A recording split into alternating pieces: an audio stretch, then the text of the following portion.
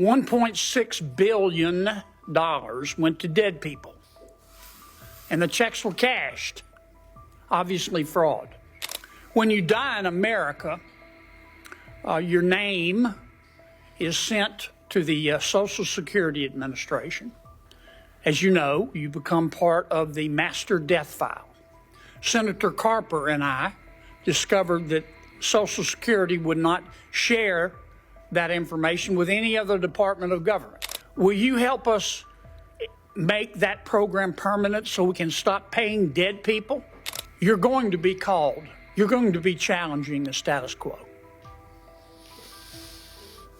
You're going to be called crazy.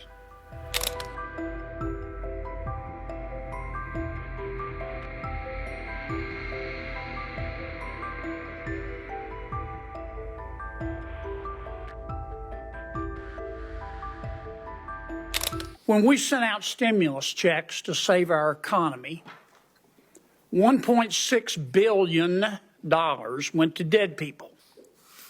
And the checks were cashed. Obviously fraud.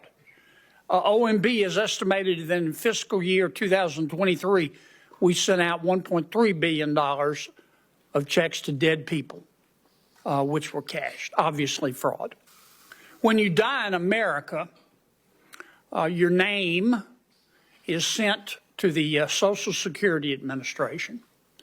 As you know, you become part of the master death file.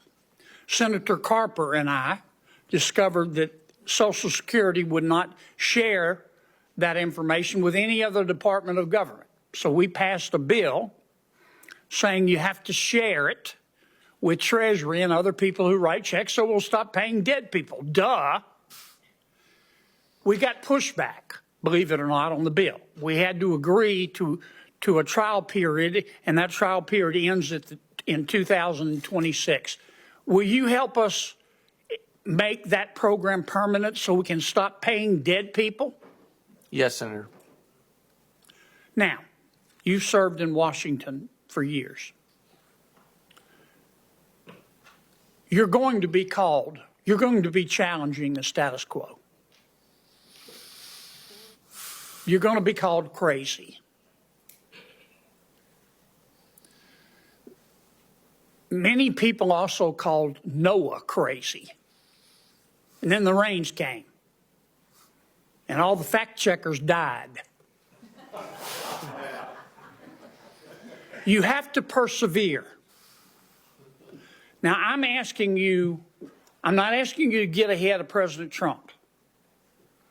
But if you were king for a day, tell me how you would save money in the federal budget without impacting the American people. Thank you, Senator. I think it's the strategy that we had in the first term, which is to go really and take a very close look at the agencies that are spending and wasting money, and I believe weaponized at times against the American people. When they put a 77-year-old Navy veteran in jail, Joe Robertson, for 18 months for building 4 ponds on his ranch to be prepared for wildfires, that's the EPA. I think we have to look at that, and we have to look at the agencies that Congress has a vote on every single year through the appropriations process.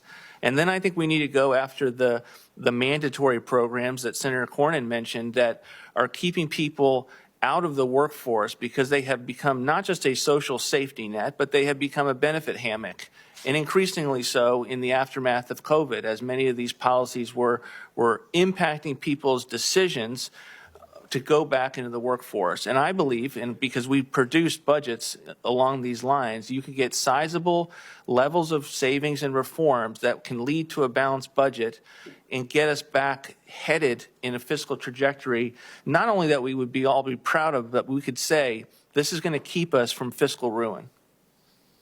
My time's expired. Ella Porter, do you have anything you'd like to add? Okay. Now's your shot. Thank you, Mr. Vought, for your time. Thank you.